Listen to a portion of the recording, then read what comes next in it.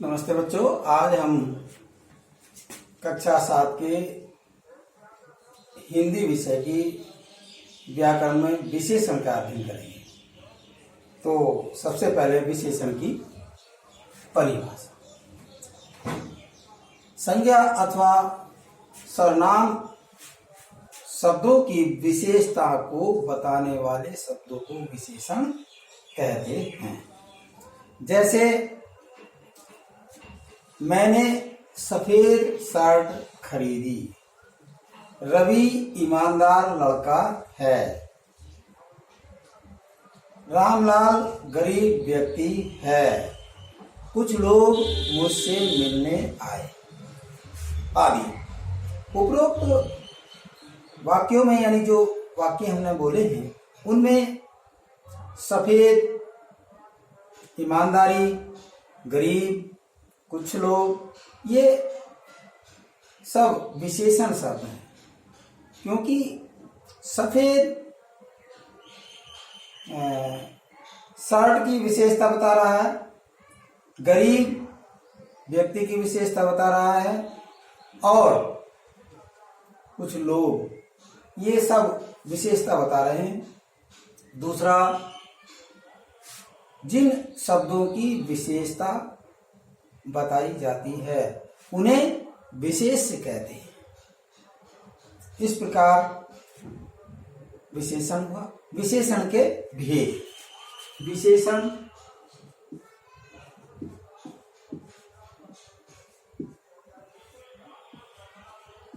के भेद। विशेषण के मुख्य रूप से 5 भेद हैं।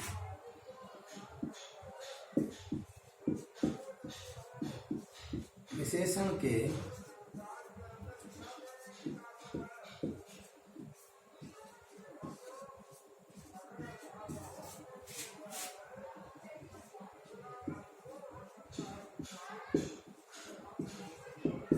नंबर 1, गुणवाचक विशेषण।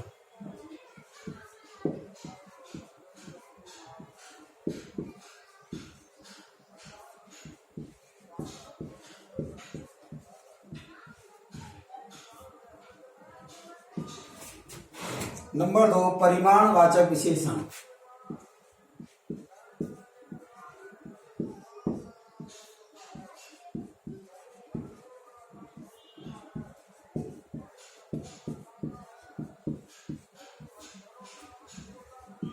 और नंबर 3, संख्यावाचक विशेषण।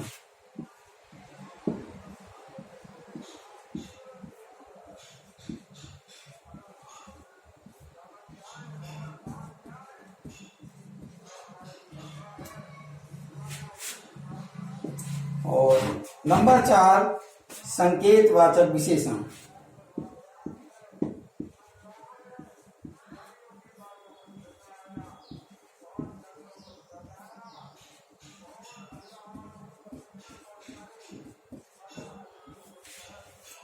और नंबर 5, व्यक्तिवाचक विशेषण।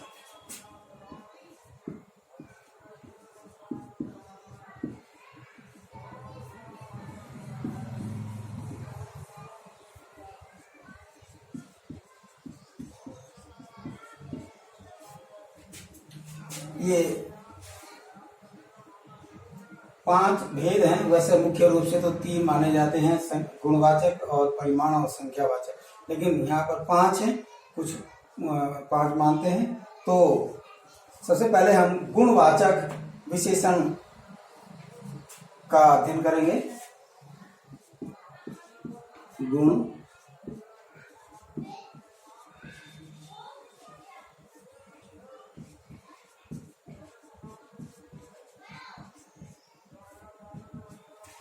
तो गुणवाचक विशेषण में जिन विशेषण शब्दों के द्वारा संज्ञा या सर्वनाम के गुण, दोष, आकार, रंग, दिशा, काल अथवा अवस्था का बोध हो, उन्हें हम गुणवाचक विशेषण कहते हैं। जैसे दिनेश बहुत दानी व्यक्ति है, या विवेक झूठा लड़का है, या दीप्ति मोटी लड़की है, अथवा प्रियंका को नीला पेन पसंद है, या पका आम मीठा होता है। तो इस प्रकार इसमें शब्द आए दानी, झूठा, मोटी, नीला और पका। ये शब्द विशेषता प्रकट कर रहे हैं, विशेषता बता रहे हैं। तो ये शब्द गुण, दोष, आकार, रंग, दिशा आदि का बोध करा है, आदि की जानकारी दे रहे हैं। तो इन्हें हम गुणवाचक सर्वनाम कहते हैं, ये कहेंगे। दूसरा है हमारा परिमाणवाचक, दूसरा परिमाणवाचक विशेषण। परिमाणवाचक विशेषण में जिन विशेषण शब्दों के द्वारा संज्ञा की नाप, तोल अथवा मात्रा संबंधी विशेषताओं का बोध हो, उन्हें हम परिमाणवाचक विशेषण कहते हैं। जैसे मुझे 4 किलो आटा चाहिए, या डिब्बे में 5 लीटर तेल है, अथवा उसकी गाय कम दूध देती है, अथवा उसे थोड़ा अनाज दो, दूध में आधा लीटर पानी डालो, अथवा मेरे पास बहुत सी पुस्तकें हैं। तो इस प्रकार 4 किलो, 5 लीटर, कम दूध, थोड़ा अनाज, आधा लीटर और बहुत, ये सब शब्द परिमाण बता रहे हैं। ये सब शब्द परिमाण बता रहे हैं, यानी मात्रा संबंधी विशेषताओं का बोध करा रहे हैं। अतः हम इन्हें परिमाणवाचक शब्द या परिमाणवाचक विशेषण कहते हैं। तीसरा है संख्यावाचक विशेषण।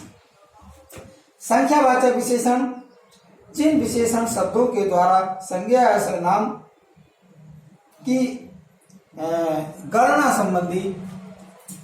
संबंधी विशेषताओं का बोध हो, उन्हें हम संख्यावाचक विशेषण कहते हैं। जैसे मैंने 5 पुस्तकें खरीदी, प्रतियोगिता में अनेक छात्रों ने भाग लिया, अथवा यह कविता कई बच्चों ने सुनाई, अथवा मेरे विद्यालय में 500 विद्यार्थी पढ़ते हैं, अथवा 2 लड़के बातें कर रहे हैं, अथवा युद्ध में बहुत लोग मारे गए।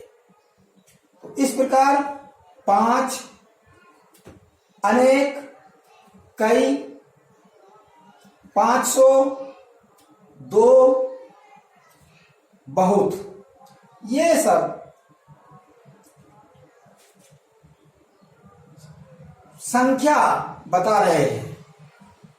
ये शब्द संख्या बता रहे हैं, अतः इन्हें हम संख्यावाचक विशेषण कहते हैं। संख्यावाचक विशेषण के 2 भेद हैं।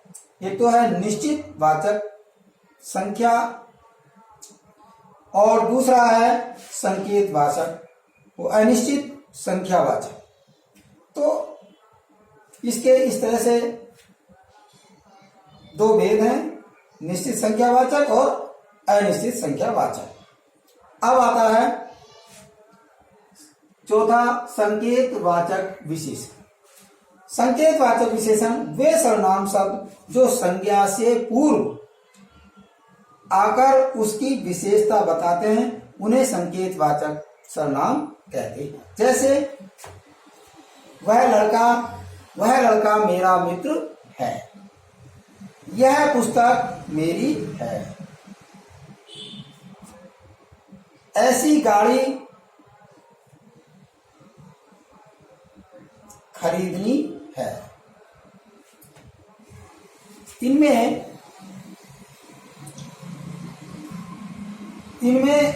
वह, यह, ऐसी सर्वनाम शब्द क्रमशः लड़का, पुस्तक, गाड़ी, संज्ञा शब्दों से पहले आकर उनकी विशेषता प्रकट कर रहे हैं।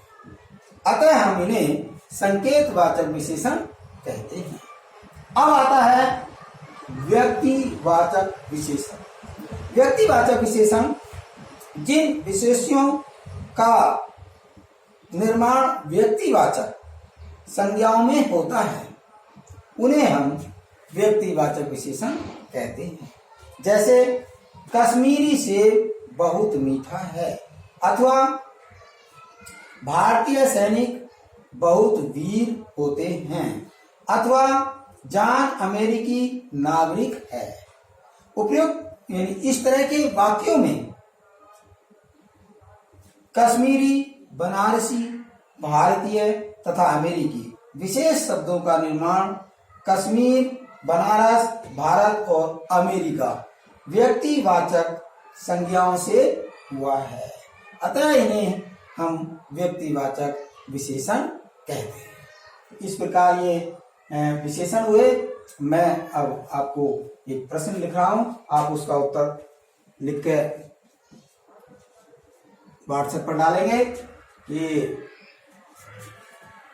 विशेषण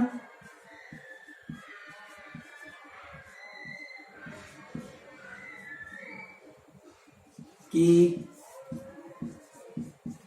परिभाषा लिखो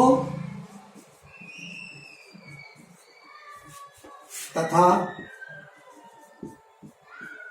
भेद बताओ।